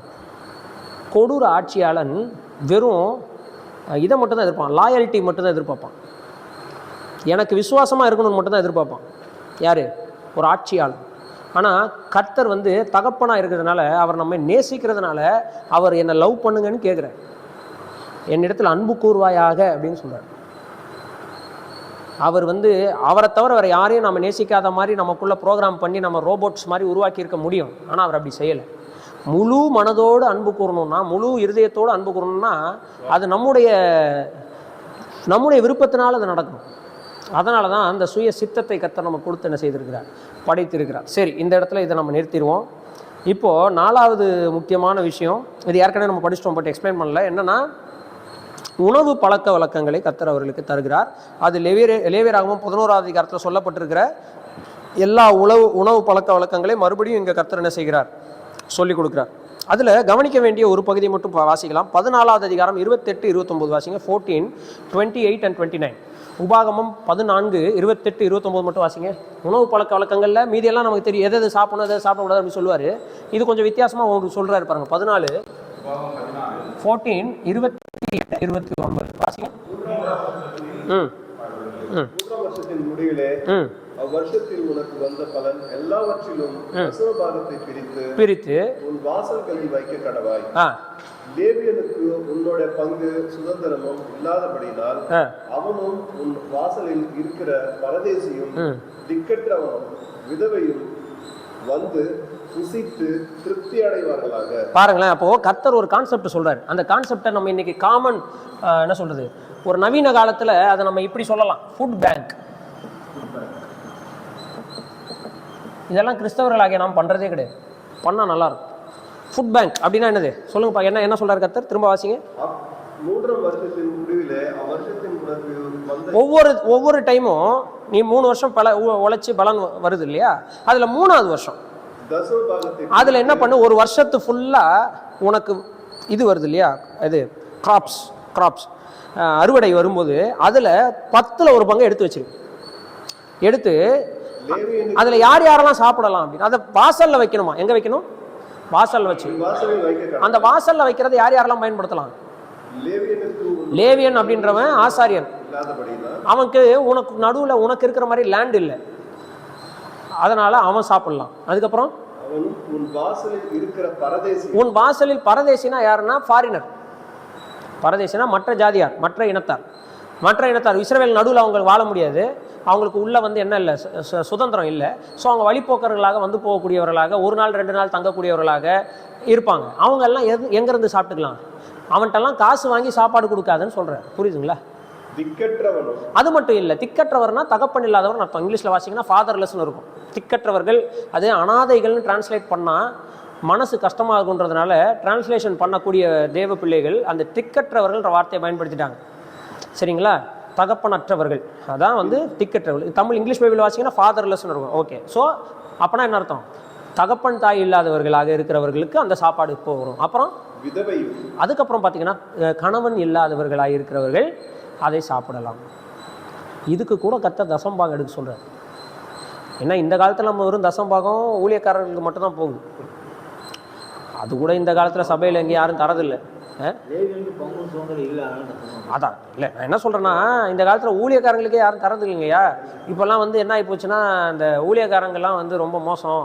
உலகத்தில் இருக்கிற நித்யானந்த மாதிரி இவங்களும் சாமியார்கள், இவர்கள் உங்களுடைய சொத்துக்களை எல்லாம் பிடுங்குகிறார்கள் அப்படின்னு சொல்லி சில ஊழியக்காரங்க வந்து இந்த பிரசங்கம் பண்ணும்போது இதை கொடுக்குறதுல ரொம்ப ஃபோக்கஸ் பண்ணி, நீங்கள் வந்து எல்லாத்தையும் கொடுக்கணும், காதில் இருக்குதெல்லாம் கழட்டி இந்த பக்கெட்டில் போடுங்க, கர்த்தர் உனக்கு அதிகமாக தருவார், நீ இப்போ பர்ஸை எடுத்து கண்ணை மூடி நீ டிக்ளேர் பண்ணு, உன் பர்ஸில் வந்து 1000 ரூபா இருந்ததுன்னா அது 10,000 மாறும். இந்த மாதிரி விஷயங்கள்லாம் சொல்லக்கூடிய போது என்ன நடக்குது அப்படின்னு சொன்னால், விதைப்புன்ற வார்த்தையை பயன்படுத்துவாங்க. விதைக்கிற கர்த்தரில் காணிக்கை கான்செப்டை விதைக்கிறதாக கர்த்தர் எங்கேயுமே பைபிளில் சொல்லலை, எங்கேயுமே சொல்ல, ஒரு இடத்துல கூட இல்லை. கர்த்தருக்கு கொடுப்பதுக்கு பேர் விதைக்கிறது கிடையாது, மாத்திட்டாங்க. விதைக்கிறது கிடையாது. விதைக்கிறதுனா என்ன எதிர்பார்க்குற? நீ அறுவடை எதிர்பார்த்து கொடுக்குற, அப்பனா அது காணிக்கையே கிடையாது. காணிக்கை என்பது நன்றியினால் தரக்கூடியது, அதில் விதைக்கிறதுன்ற கான்செப்டே கிடையாது. இப்படிப்பட்ட சில போதகர்கள்னால இன்னைக்கு என்ன ஆகிப்போச்சு, சபையில் யாரும் நான்லாம் எங்கள் சர்ச்சையில் தசம்பாகம் கேட்டு பல வருஷம் அது கேட்குறதே கிடையாது. கேட்டோம்னா எனக்கு என்ன பயம்னா, இவர் கொடுன்னு கான்செப்ட் புரிஞ்சுறாரோ. ஏன்னா அவங்களுக்கு என்ன தெரியுமா, இவர் காரில் வந்து இறங்குறாரு, கையில் ஒரு ஆப்பிள் மேக்புக் வச்சிருக்கிறாரு, ஒரு ஐபேட் வச்சிருக்கிறாரு, ஐஃபோன் வச்சிருக்கிறாரு. அப்படிதான் நீங்களாக இருந்தாலும் நானாக இருந்தாலும் அப்படி தானே பார்ப்போம். அவங்க கிட்ட இருக்கிற என்ன பொருளை வச்சு அவங்க எப்படிப்பட்டவங்கன்றதை யோசிப்போம். நம்ம என்ன பண்ணுறோம், இதை வச்சு என்ன பண்ணுறோம், வருகிற காசை வச்சு என்ன பண்ணுறோன்றது அவங்களுக்கு தெரியாது, அதை எக்ஸ்பிளைன் பண்ணாலும் புரியாது. அதனால் நான் பெஸ்ட்டு சபையில் இப்போ இது நடந்துகிட்டு இருக்கு பாருங்க, இவ்வளோ நாள் நடந்துகிட்டு இருக்குல்ல, அவர் சபைக்கு விசுவாசி தான், நீங்கள் அவர்கிட்ட கேளுங்க, இவங்க எதிர்க்க தான் கேட்குறேன். கண்டைக்கிணறுல சபையில் இந்த மாதிரி ஊழியங்கள் நடக்குது, கொடுங்க, என்னைக்காவது அனௌன்ஸ் பண்ணிடுறேண்ணா, பண்ணவே மாட்டேன். ஊழியம் நடக்குது, ஜோம் பண்ணுங்க, கர்த்தர் பார்த்து பாருங்க. கொடுக்குறவங்க கொடுக்குறாங்க, அதை வச்சு நடக்குது. கர்த்தர் கைவிடவே இல்லை, தானாக கர்த்தர் எல்லாவற்றையும் என்ன செஞ்சுட்டு இருக்காரு, செய்து கொண்டே இருக்கிறார்.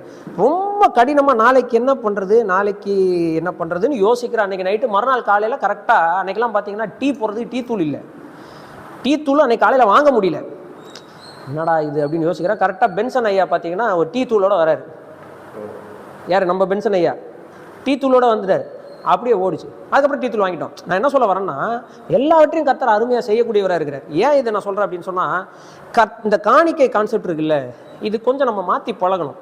இந்த ஃபுட் பேங்க் கான்செப்ட் இருக்குல்ல, இந்த ஃபுட் பேங்க் கான்செப்டை யார் பயன்படுத்தினா தெரியுமா? நான் சொன்னேன்ல, ஜான் நாக்ஸனுடைய இன்டெலெக்சுவல், ஹீடல்பர்க் கேட்டகிசம், இவங்கெல்லாம் வந்து இந்த நியாயப்பிரமாணத்தில் இருக்கிற எக்கனாமிக்ஸ் எடுத்து தங்களோட ரியல் லைஃப்பில் அப்ளை பண்ணி இன்றைக்கி சுவிட்சர்லாந்து, நார்வே, ஸ்வீடன், ஃபின்லாந்து போன்ற தற்சார்பு பொருளாதார நாடுகள் இன்றைக்கி உயர்ந்து நிற்கிறதுக்கு காரணம் இந்த பழக்க வழக்கங்கள் தான். இந்த பழக்க வழக்கங்கள் தான் அவை அந்த நாடுகளையே உண்டாக்குச்சு. அந்த ஃபுட் பேங்க் கான்செப்ட்லாம் அவங்க இன்னைக்கு வரைக்கும் ஃபாலோ பண்ணிக்கிட்டு இருக்காங்க.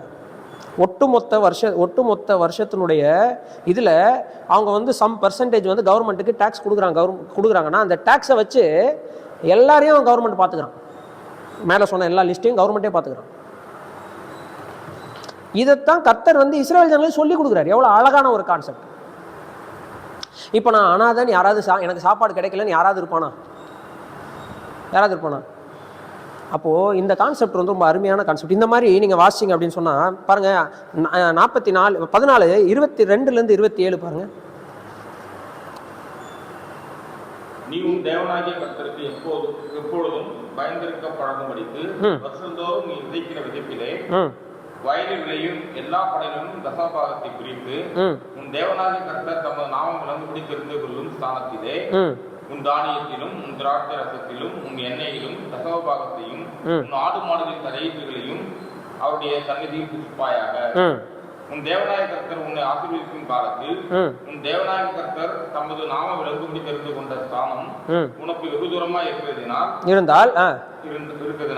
அடிப்பிரயாணத்தின் வெகு தொலைவு நிமித்தம் நீ அதை கொண்டு போக கூடாது இருக்குமானால் அதை பணமாக்கி உன் கையில் பிடித்துக் கொண்டு உன் தேவநாயக கர்த்தர் உள்ள சதத்திற்கு போய் அங்கே உன் இஷ்டப்படி ஆடு மாடு திராட்சை ரசம் மதுபானம் முதலான சகலத்தையும் பணம் கொண்டு வாங்கி தேவநாயக கர்த்தருடைய சன்னதியில் நீயும் உன் குடும்பத்தாரும் உன் வாசலில் இருக்கிற தேவியனும் சந்தோஷப்படுவீர்களாக.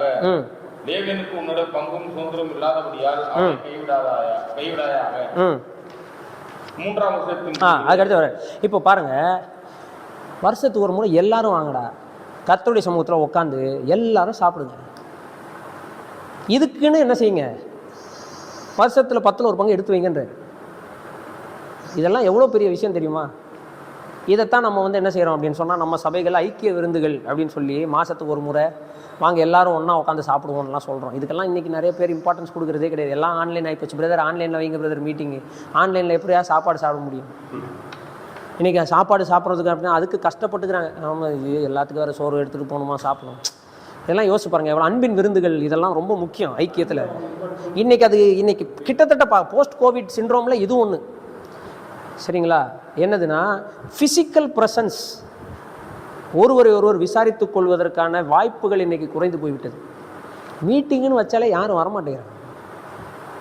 அன்பின் விருந்து எங்க?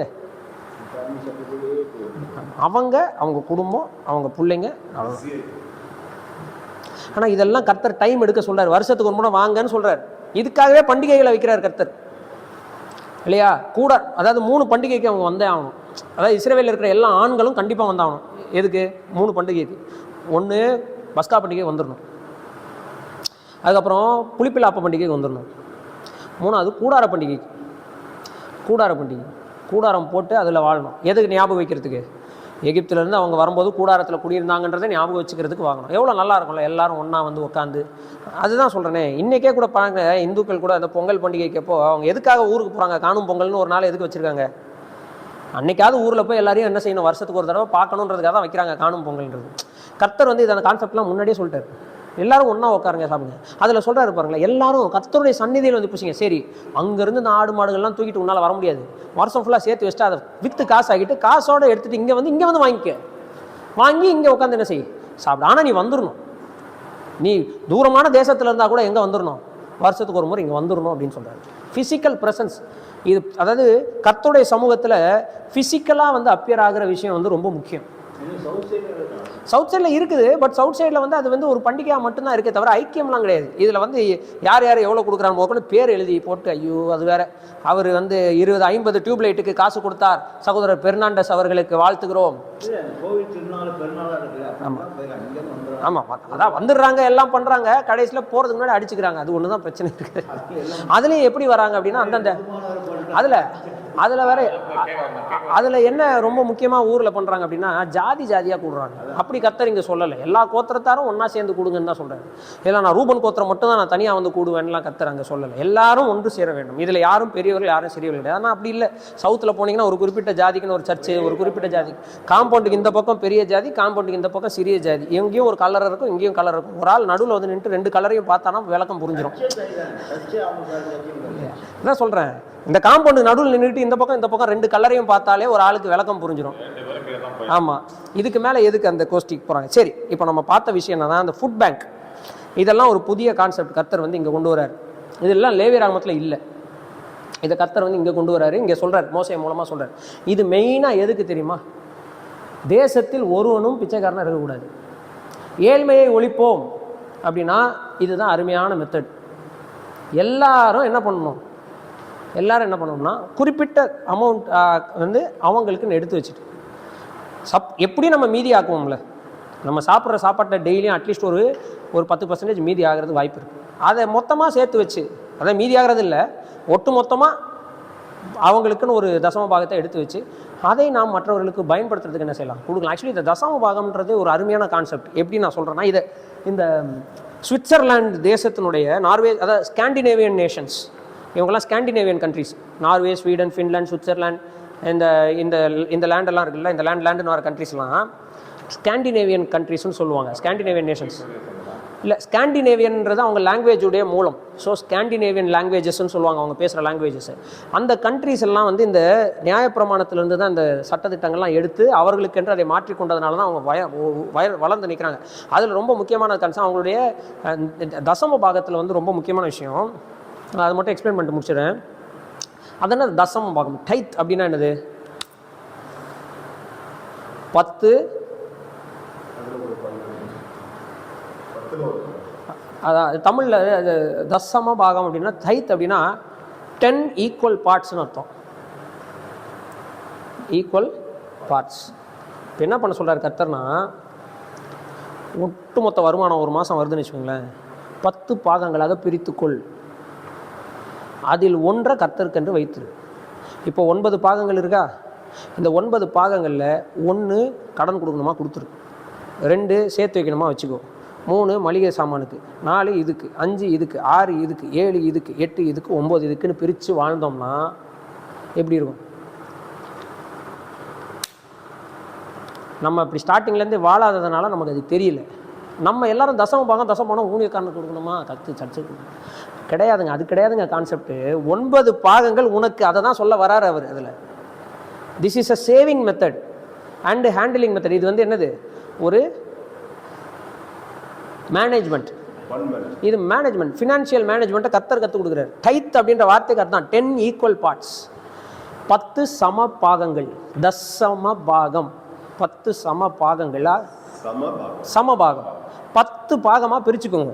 உங்களுடைய இதை, உங்களுக்கு வருமானத்தை 10ஆக பிரிச்சுக்கோங்க.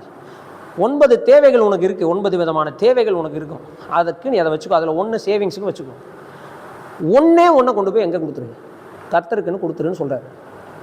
இப்போது என்ன நடக்குது அப்படின்னா, கர்த்தாவே நீர் எனக்கு கொடுத்திருக்கக்கூடிய கையின் பிரயாசத்தை ஆசீர்வதித்ததில் என்னுடைய எல்லா தேவைகளையும் சந்திப்பதற்கு நீர் உதவி செய்திருக்கிறீர்ன்றதை ஞாபகப்படுத்துறதுக்கு 1, அது கர்த்தருக்கு போயிடுது.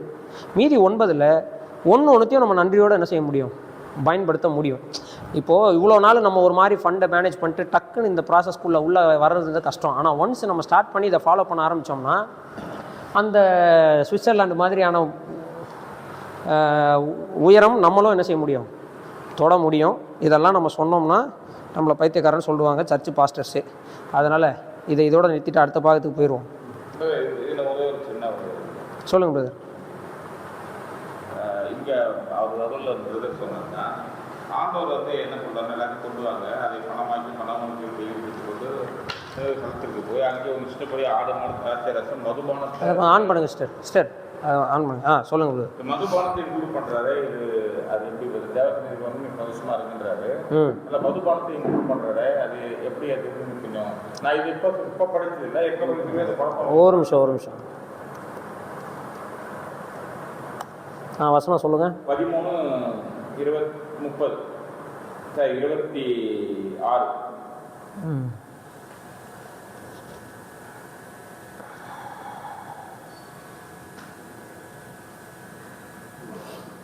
இது ஸ்டார்டிங்ல செகண்ட் கொஞ்சம் எனக்கு கடந்து போக முடியல, கொஞ்சம் கஷ்டமா இருக்குது.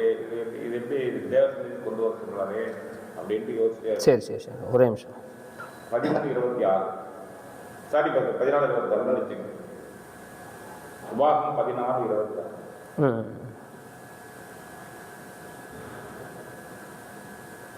நான் உங்களுக்கு எக்ஸ்பிளைன் பண்ணுறதுக்கு தான் அதை கண்ணில் காமிக்கிறதுக்காக எடுத்திருக்கேன். 14:20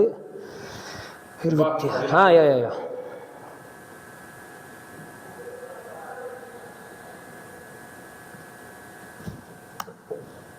இங்கிலீஷ்ல ஃபெர்மெண்டட் ட்ரிங்க் அப்படி புளித்த பானம். 14:26 26. ஆமாம் உபாகம் ஆதியாமத்தின்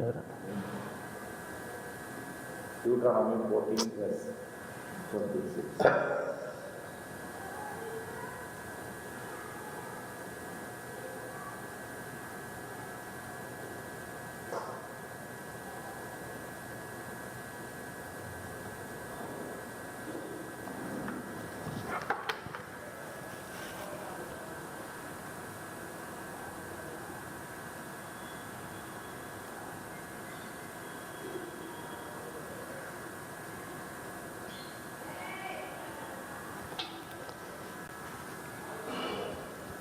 நிறைய அழிச்சிருக்கா, ஓரளவுக்கு படிக்க முடியுது இல்லையா? ஒயின், WINE, சரிங்களா? அதுதான் வந்து எபிரேய மொழியில் கொடுக்கப்பட்டிருக்கிற வார்த்தை. அதாவது யாயின் அப்படின்ற வார்த்தை. யாயின்ற வார்த்தையில தான் ஒயின்ற வார்த்தை வருது, சரிங்களா? ஒயின் அப்படின்றது வேறு எதுவும் இல்லை, அது கிரேப்ஸ்லேருந்து எடுக்கக்கூடிய ஒரு பானம். ரம்மோ, விஸ்கியோ, பிராந்தியோ அல்லது ஆல்கஹால் கிடையாது, அதான் சொல்ல வரேன், அது கிடையாது. ஆனால் இது எதற்கு இஸ்ரவேலர் பயன்படுத்துகிறாங்கன்ற இஸ்ரவேலருடைய கான்செப்டில் அதை நம்ம புரிஞ்சுக்கணும். ஃபஸ்ட்டு அவங்க எதற்காக பயன்படுத்துகிறாங்க? It's a common drink for refreshment. இன்றைக்கி நம்ம காமன் ட்ரிங்க் ஃபார் ரிஃப்ரெஷ்மெண்ட் நமக்கு கான்டெக்ஸ்டில் என்னது? டீ. கொக்கோ கோலாலாம் அப்புறமா வந்தது, நமக்கு டீ, சரிங்களா? டீ வந்து காமன். ஊர் பக்கம் நீங்கள் போனீங்கன்னா பதநீர் வந்து காமன் ஃபார் இது. கல் வந்து காமன் ட்ரிங்க், சரிங்களா? அதில் ஆல்கலைஸ் பண்ணுற வரைக்கும் வெயிட் பண்ணி குடித்தாதான் அது போதை என்ன செய்யும், ஏறும். அதுவும் ஒரு டம்ளர்லாம் என்ன ஏறாது. ரிஃப்ரெஷ்மெண்ட்டுக்கு குடிக்கிறதுக்கெலாம் எந்த போதையும் வராது, சரிங்களா? நம்பர் 1. ரெண்டாவது, it is used for rejoicing before god. கர்த்தருடைய சமூகத்தில் போதையோடு வருவதை கர்த்தர் ஏற்றுக்கொள்வாரா? ஏற்றுக்கொள்வார். இது வந்து கர்த்தருடைய சமூகத்தில் ட்ரிங்க் ஆஃபரிங்காக யூஸ் பண்ணுவாங்க. எது? போஜன பலியில் மேலே ஊற்றுவாங்க கடைசியாக, அதுக்கு பயன்படுத்தக்கூடியது தான் ஒயின். அந்த யாயின் அப்படின்றது கர்த்தருடைய சமூகத்தில் கர்த்தருக்கே இதில் உணவு மேலே ஊற்றக்கூடிய விஷயம். ஆல்கஹால்ன்றது கிடையாது அங்கே கான்செப்ட். ஃபெர்மெண்டேஷன் அப்படின்னா என்னென்னா, அதில் ஒரு புளிப்பு டேஸ்ட் வரணும். ஃப்ரெஷ்ஷாக பிழிஞ்சதில் என்ன வராது, புளிப்பு வராது. அதே ஒரு மணி நேரம் 2 மணி நேரம் இல்லை ஒரு நாளோ ஒரு 10 நாள் கட்சி எடுத்து குடித்தோம்னா அந்த இனிப்போடு சேர்த்து அந்த புளிப்பு டேஸ்ட் வரும், ஃபெர்மெண்ட். அதை தான் வந்து மதுபானம்னு சொல்கிறது. ஃபஸ்ட்டு குடிக்கிறது திராட்சை ரசம், பிழிஞ்சு குடிக்கிறது திராட்சை ரசம். அதை அப்படியே ஃபெர்மெண்ட் பண்ணி வச்சோம்னா அது என்ன சொல்கிறது, மதுபானம். இது வந்து இன்டாக்சிகேட்டிங். 3வது தான் வந்து இது அதிகமாக சாப்பிடும்போது என்ன ஆகுது அப்படின்னு சொன்னால், மதுபான பிரியன் ஆகும்போது என்ன ஆகுது, அது இன்டாக்சிகேட் பண்ணும். காஃபி, கத்தோலிக்க சபை நாட்களில் ஏர்லி ஸ்டேஜஸில் காஃபி வந்து சர்ச்சில் ப்ரொஹிபிட்டட் ட்ரிங்க், யாரும் குடிக்கக்கூடாது காஃபியை குடித்தா பாவம்னு சொன்னாங்க. ஏன்னா காஃபியை குடித்தா என்ன வருதுன்னா ஒரு ரிஃப்ரெஷ்மெண்ட் வருது, அது போதை அப்படின்னு சொல்லி சபை வந்து தடை விதிச்சிருந்தது. அப்புறமா சில துறவிகள், அதாவது ஃபாதர்ஸ், அவங்க என்ன பண்ணாங்க, கப்புச்சின் அப்படின்ற இடத்தை சேர்ந்த அந்த துறவரத்தை சேர்ந்தவர்கள் அந்த காஃபியை வச்சு பாலில் மிக்ஸ் பண்ணி கெப்பச்சினோ அப்படின்ற ஒரு ட்ரிங்க்கை கண்டுபிடிச்சாங்க. நீங்கள் கெப்பச்சினோன்னு சொல்கிறோம்ல, அதுதான் பாலில் ஊற்றுற ஃபில்டர் காஃபி தான் அது கெப்பச்சினோ. அவங்க ஊரில் கண்டுபிடிச்சாங்க. அப்போ பாலில் கலந்து அதை நாம் குடிக்கும் பொழுது அதை நம்ம என்ன செய்கிறது இல்லை. பட் ஆனால் வெறும் பிளாக் காஃபியை ஒருத்தன் தண்ணி மாதிரி குடித்தான் அப்படின்னு சொன்னால் அவன் போதை ஆகிடும். அப்போனா என்ன ஆகுதுன்னா, எதையுமே அதிகமாக சாப்பிட்டா என்ன ஆகுது, சாப்பாடே ஒன்றும் இல்லைங்க, வயிறு ரொம்ப இவ்வளோ தூரம் சாப்பிட்டீங்கன்னா கொஞ்ச நேரத்தில் மந்தமாயிடும், சரிங்களா, தூக்கம் தான் வரும். அதே மாதிரி தான் இதுவும். மதுபானம்ன்ற வார்த்தைக்கு யாயின் அப்படின்ற ஹெப்ரேய மொழி இருக்கிறது. யாயின் அப்படின்றது ஒயினை குறிக்கிறதே தவிர அது இன்டாக்சிகேட்டிங் ட்ரிங்க் கிடையாது, அதாவது ஆல்கஹால் கண்டென்ட் உடைய ட்ரிங்க் கிடையாது. ஏன் இதை நான் தெளிவுபடுத்துகிற விரும்புகிறேன் இங்கே அப்படின்னா, சமீபமாக ஒரு சர்ச்சை வந்து உருவாச்சு.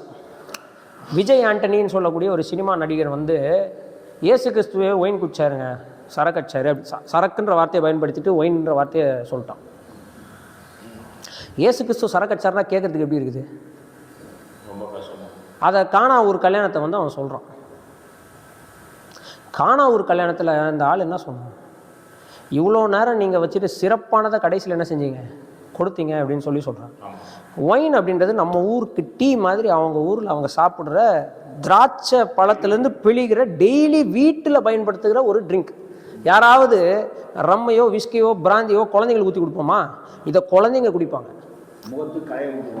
அதான் குழந்தைகள் முதற்கொண்டு எல்லாரும் குடிக்கக்கூடியதை எப்படி நம்ம இது பண்ணுவோம்? அப்போ மதுபானம் அப்படின்னு அந்த இடத்துல சொல்லப்பட்டிருக்கிறது வந்து கர்த்தருடைய சமூகத்தில் இது கர்த்தர் எனக்கு கொடுத்ததை நினைத்து பார்த்து கர்த்தருக்கு முன்பதாக எப்படி ஆடு சாப்பிட்றோமோ, மாடு சாப்பிட்றாங்களோ, கோழி சாப்பிட்றாங்களோ, அதே மாதிரி திராட்சை. அவங்க ஊரில் 3 தான் முக்கியம். ஒன்று திராட்சை, இன்னொன்று மாதுளை, இன்னொன்று வந்து இது 4 அத்தி, ஒலிவம். ஒலிவம் வந்து பழம் சாப்பிட முடியாது, அது ஆயில் எடுப்பாங்க. இது 3 தான் சாப்பிடுவாங்க, அத்தி, திராட்சை, மாதுளை. அதில் திராட்சை ரொம்ப முக்கியமான, அவங்க ஊரினுடைய முக்கியமான இது.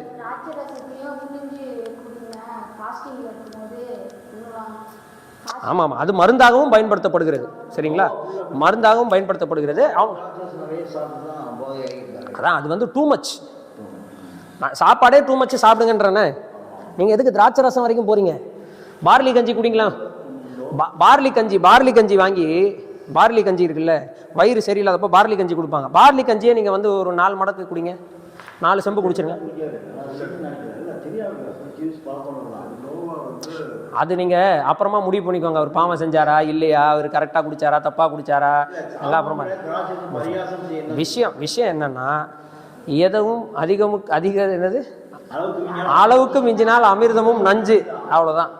அதனால் இப்போ நான் எதுக்காக இந்த வார்த்தையெல்லாம் ஓப்பன் பண்ணி காமிச்சேன்னா, இது வந்து சரக்கு கிடையாது என்பதை சொல்வதற்காக காண்பித்தேன், சரிங்களா. Right, let's come back to the lesson. Okay, அதை ஆஃப் பண்ணிக்கலாம். இன்னும் கொஞ்சம் நேரத்தில் நமக்கு ரெஃப்ரெஷ்மெண்ட் ட்ரிங்க் வந்துடும். டீ அதையே ஒரு 4 கப்பு குடித்தா பித்தம் பிடித்திரும்னு சொல்லுவாங்க. பித்தம் பிடிச்சிருன்னு சொல்லுவாங்க இல்லையா? அதுவும் ஒரு கிட்டத்தட்ட போதான, தலை சுற்றிடும், பயங்கரமாக தலை சுற்றி மயக்கம் வந்துடும், பித்து. ரைட். ஸோ இப்போ நான் இதில் என்னென்ன சொல்ல வந்தேன், அதுக்கடுத்து பார்த்தீங்கன்னா 15ஆம் அதிகாரம் முழுவதும் பார்த்தீங்கன்னா இந்த கடன்களை மன்னிப்பதற்குன்னு ஒரு வருஷத்தை வைக்கிறார். 7 இயர் டெப்ட் கேன்சலேஷன் சைக்கிள். 7 வருஷத்துக்கு ஒரு தடவை அவங்க என்ன செய்யணும், கடனாளிகளுக்கு கடன்களை மன்னிக்கணும். கடன்கள்னா நான் சொல்கிறது வெளியூர்காரனது கிடையாது. ஃபஸ்ட்டு வட்டிக்கு கொடுக்கக்கூடாது. யாருக்கு? சகோதரர்களுக்கு வட்டிக்கு கொடுக்கக்கூடாது. அதாவது இஸ்ரவேலுக்குள்ள நீ கடன் கொடுத்தனா வட்டிக்கு கொடுக்கக்கூடாது. வெளியூர்காரனுக்கு நீ வட்டிக்கு கொடுக்கலாம், ஏன்னா உனக்கு இன்கம் வேணும். சகோதரனை வச்சு இன்கம் ஜென்ரேட் பண்ணக்கூடாது. என்ன செய்யக்கூடாது? இன்கம் ஜென்ரேட் பண்ண. அதனால சகோதரர்களுக்கு, அதாவது இஸ்ரவேலுக்குள்ள வட்டிக்கு கொடுக்கக்கூடாது. 2வது 15ஆம் அதிகாரத்தில் வாசிங்கன்னா கடன்களை மன்னிக்கிறது மட்டும் இல்லை, அடிமைகளை விடுதலை செய்யக்கூடிய வருஷங்களையும் நாம் பார்க்க முடியும். 7ஆம் வருஷம் ஒவ்வொரு 7வது வருஷமும் கடன்களை மன்னிக்கணும், அதுக்கப்புறம் அடிமைகளை விடுதலை செய்யணும். இந்த இடத்துல அடிமைகள்ன்ற வார்த்தைக்கு, ஸ்லேவ்ன்ற வார்த்தைக்கு பிரிட்டிஷ் காலத்தில் வந்து ஆப்பிரிக்கர்களை அடிமைகளாக வைத்து அவர்களை சாட்டையை வைத்து அடித்து வேலை வாங்கின அந்த அடிமைகள் என்று நீங்கள் நினைத்து கொள்ளக்கூடாது. அதுக்கு சரியான ஒரு அர்த்தத்தை நம்ம புரிஞ்சுக்கிறதுக்கு உபாகமம் 15ஆம் அதிகாரத்தை ஓப்பன் பண்ணோம்னா நீங்கள் புரிந்து கொள்ளலாம். பாருங்கள், உபாகமம் 15வது அதிகாரம். இதையும் பார்த்தீங்கன்னா ஸ்லேவ் ட்ரேடை வந்து பைபிள் ஆதரிக்குது. என்னது? ஸ்லேவ் ட்ரேடை பைபிள் ஆதரிக்குதுன்னு சொல்லக்கூடியவர்கள் இருக்கிறார்கள். அவர்களுக்கு நீங்கள் பதில் சொல்ல வேண்டும் நாளைக்கு போய். அப்போ நீங்கள் என்ன புரிஞ்சுக்கணும் அப்படின்னு சொன்னால், இங்கே பாருங்கள்,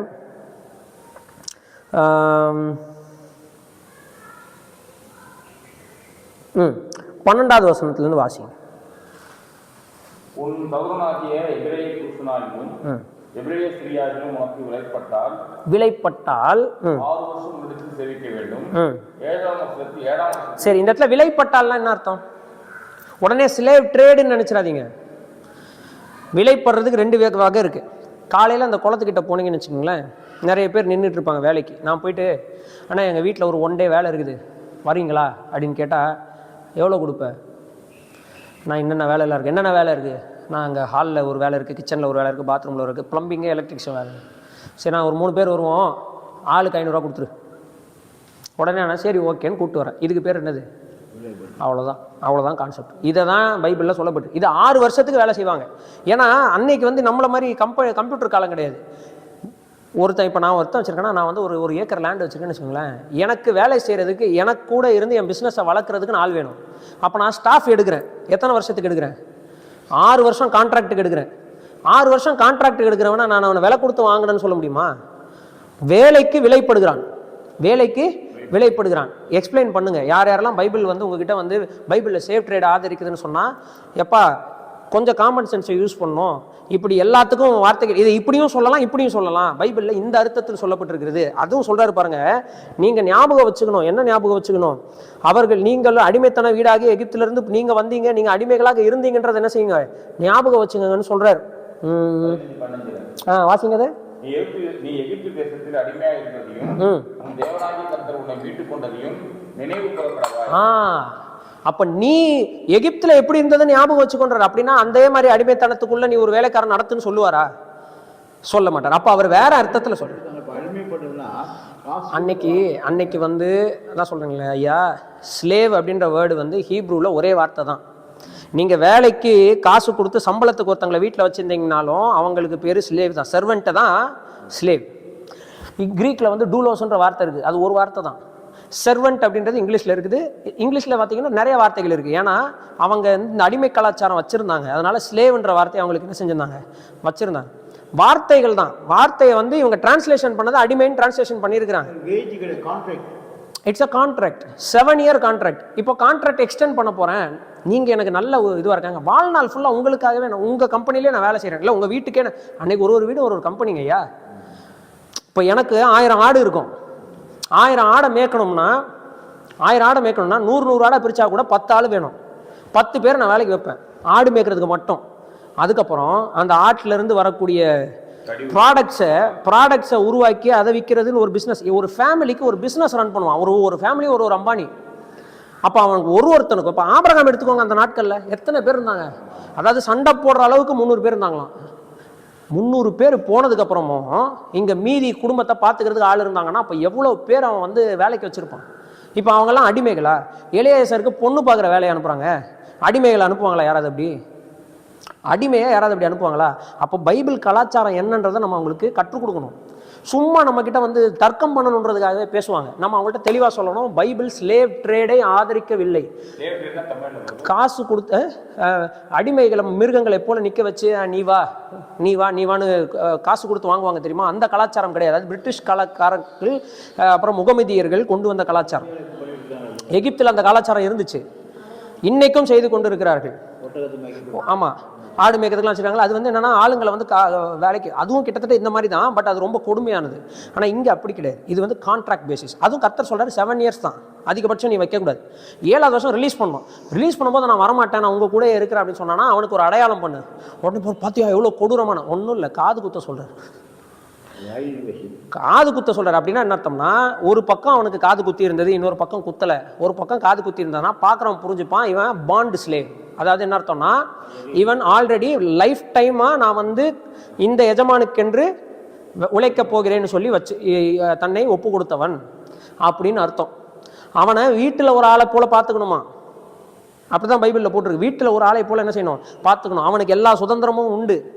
அவன் பிள்ளைகளுக்கு என்ன சுதந்திரம் உண்டோ அதே மாதிரி யாருக்கும் உண்டு, இவனுக்கு உண்டு. ஏன்னா வாழ்க்கை ஃபுல்லாக உனக்காக இருக்க போறேன்னு சொல்லி இருக்கிறான். அதுதான் அந்த வசனத்தை தான், அந்த வார்த்தையை தான் பவுல் எடுத்து எழுதுறார்.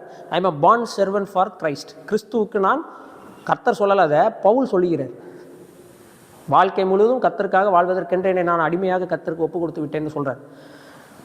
புரிஞ்சுதுங்களா? அது கான்செப்ட் வந்து பழைய ஏற்பாட்டிலேருந்து எடுக்கிறார். ஸோ ஸ்லேவ் ட்ரேடு இதையும் நீங்கள் வந்து புரிஞ்சுக்கணும். இதை எக்ஸ்பிளைன் பண்ணும்போது you have to be very careful. ஏன்னா இன்றைக்கி வந்து கிறிஸ்தவத்தை அகேன்ஸ்டாக பேசக்கூடியவர்கள் இதையும் எடுத்து பேசி கொண்டு இருக்கிறார்கள். பைபிள் வந்து ஸ்லேவ் ட்ரேட் என்ன செய்யுது? ஆதரிக்குது. இது பத்தாதிக்கு பவுல் வேற எழுதுகிறார், எஜமான்களுக்கு நீங்கள் கீழ்ப்படிஞ்சிருக்கணும். பேதுரு எழுதுறாரு, அவங்க கொடூரமானவர்களாக இருந்தாலும் நீ கீழ்ப்படிஞ்சிருக்கணும்னு எழுதுறாரு. பார்த்தீங்களா? அப்போ கொடுமையான ஸ்லேவ் ட்ரேடை பைபிள் என்ன செய்கிறது? ஆதரிக்கிறது. அடிமை வியாபாரத்தை ஆதரிக்கிறது. கரெக்டாக வந்துச்சு எனக்கு வார்த்தை. இப்போ அடிமை வியாபாரத்தை ஆதரிக்கிறது அப்படின்னு சொல்லுவாங்க. அடிமை வியாபாரம்லாம் கிடையாதுங்க, இது கான்ட்ராக்ட் பேசிஸ். இன்றைக்கும் நம்ம இதை செஞ்சுக்கிட்டு தான் இருக்கோங்க. ஒவ்வொருத்தங்க வீட்டில் வந்து வீட்டு வேலை செய்கிறதுக்கு ஆள் வைக்கிறாங்க, சமைக்கிறதுக்கு ஆள் வச்சிருக்காங்க, பாத்திரம் கழுவுறதுக்கு ஆள் வச்சிருக்காங்க, துணி துவைக்கிறதுக்கு ஆள் வச்சிருக்காங்க. அவங்க எப்படி பேசுவாங்க நம்மகிட்ட? எப்படி சொல்லுவாங்கன்னா கான்ட்ராக்டில் வருவாங்க. அடிமைகள் கிடையாது, அவங்களுக்கு வீடுகள் இருக்குது, மாத சம்பளம் இருக்குது. சரிங்களா? நம்ம கான்செப்டில் அடிமைனா சம்பளமே இல்லாமல் மாடு மாதிரி உழைக்கிறவங்க. இது கிடையாது. நம்ம பைபிளில் அதை சொல்லவில்லை. அதை சொல்லும் போது எச்சரிக்கை சொல்கிறாரு. ஒரு வேளை நீ தப்பாக நினச்சி கூடாது, எச்சரிப்பு சொல்கிறாரு. நீ எகிப்தில் எப்படி இருந்தன்னு யோசிச்சு பார்த்துக்கோ அப்படின்னு சொல்கிறார். சரிங்களா? இப்போ நம்ம டீ குடிச்சிட்டு மீதியை நம்ம கவனிக்கலாம். அப்படியே கட் பண்ணிடலாம்.